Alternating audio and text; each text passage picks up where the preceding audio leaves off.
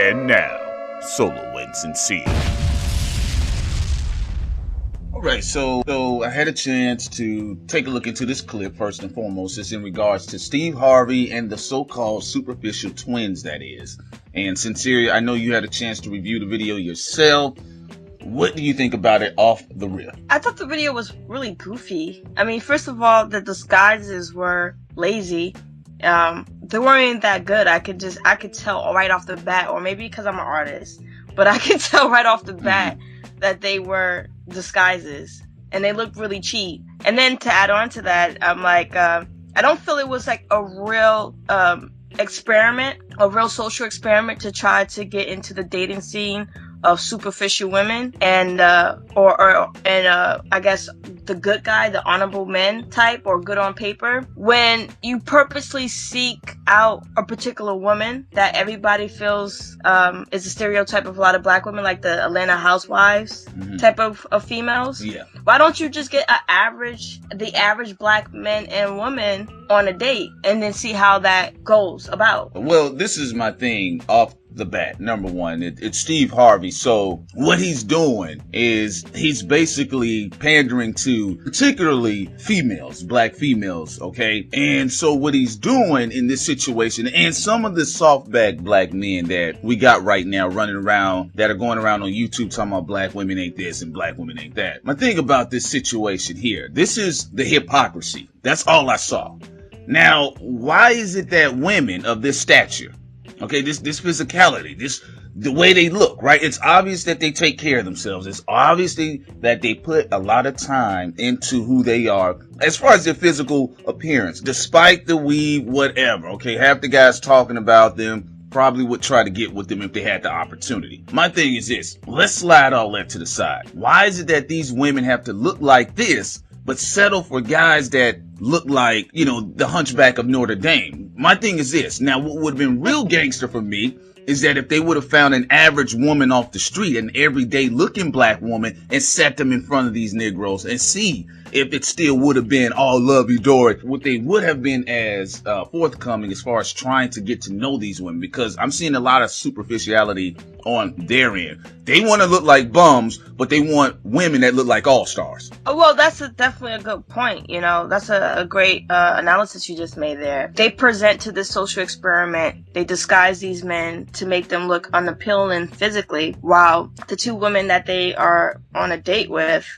look appealing physically, even if you don't like the whole weave situation. And it's like, would they have acted the way that the men too? Would they have acted that way if it was just an average girl, let's say a little bit overweight, who's just looking for, I guess, a good black man, or quote unquote, what is perceived a good black man?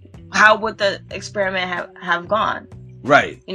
It's pretty hypocritical to have one gender look beyond the physical appearance and then have the other one.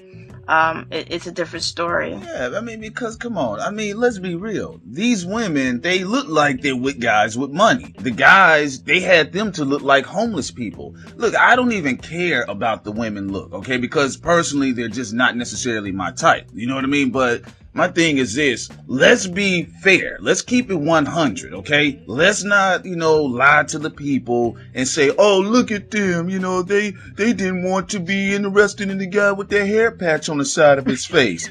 Come on, man. Like, let me see that happen to any other guy. Let's take them guys, right? This would have been gangster to me. If Steve Harvey would have took them same guys, took them out of the disguise, right? Had them looking like the Macs that they look like they are, and then sit them down in front of women that had like a little goatee, a little mustache, and see if they would have been as equally as superficial. Oh, well, technically, it's like to be honest, we're all superficial to an extent. We all are attracted to what we're attracted to. Right.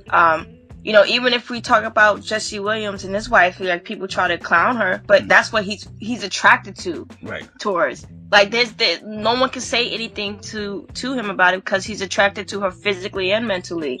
And everybody has their little niche. Like, I know there's some women who think Seth Green is sexy. Right. Okay. And other people would think, oh, she's not superficial because, he's short and all this. So she actually likes him despite that, no, she actually thinks he's physically attractive. Yeah, no doubt.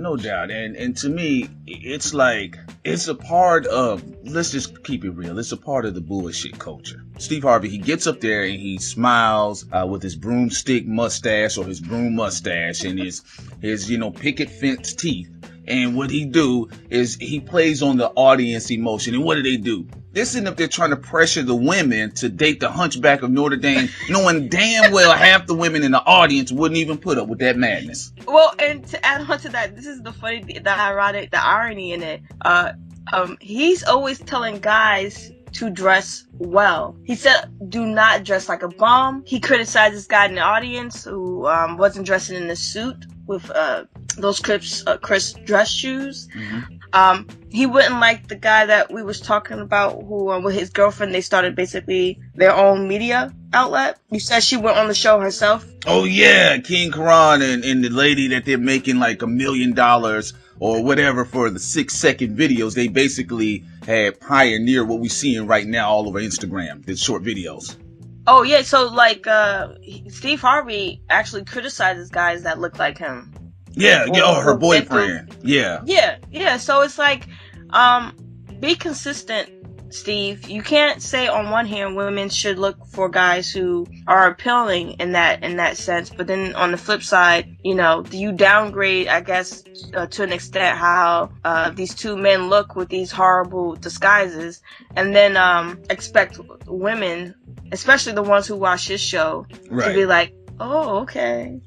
Well, yeah. And look, here's the thing. This is an opportunity to shame black women. I'll just be real with you. That's what I saw. Okay. And the fellas, they sitting there in their, $200, $300, $400 suits, $800 suits probably. I don't know. And they're trying to give these ladies a lesson in morality and humility. But at the same time, you didn't select women that look like, let's say, just everyday women. When I say everyday women, I'm not saying ugly women, but I'm saying you didn't go for the woman that didn't look like she could be on the front of a magazine cover. So you got some superficial issues that you need to deal with yourself. So it's just like, I didn't like the whole experiment. It was corny, and it just gives more fuel to a lot of the guys on the internet that are already crying about black women. Well, yeah, and it's like, you could have got the cute girl at the cafe who's working at the cafe. You could have got the girl who's working at the library or working on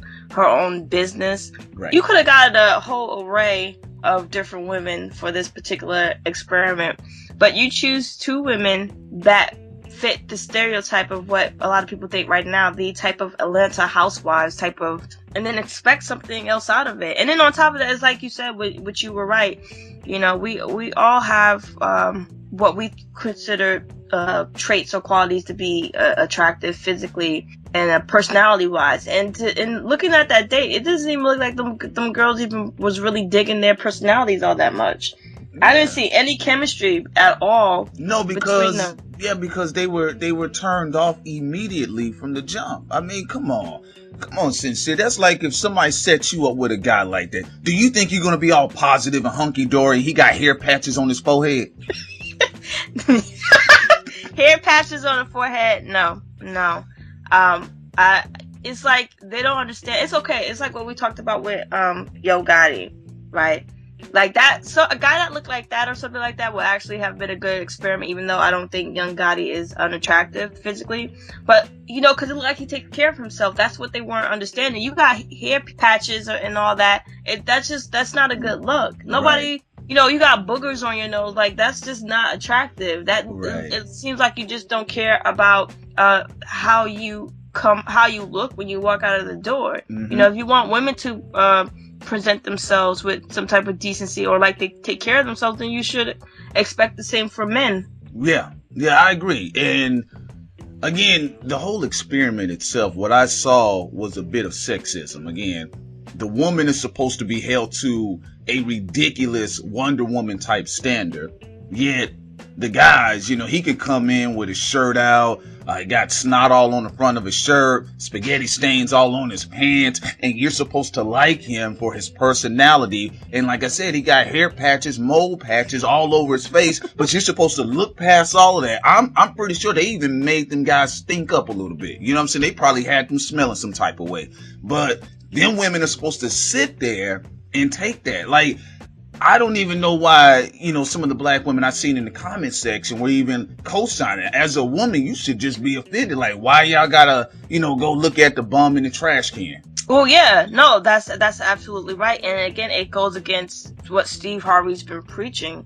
That's the irony in it. That's the real funny thing. He always talks about women looking for a guy who presents himself in the right manner, physically as well, because he said the physical representation reflects what that person is about. Although we know that's not always the case, because on the flip side, we have what we talk about. What's his name? King Karan and his chick. Yeah, he's tatted up.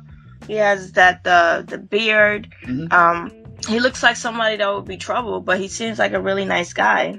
It's always like that. A lot of my friends look like that. It's always like that. And that goes from the judging. But in this situation, it was so artificial.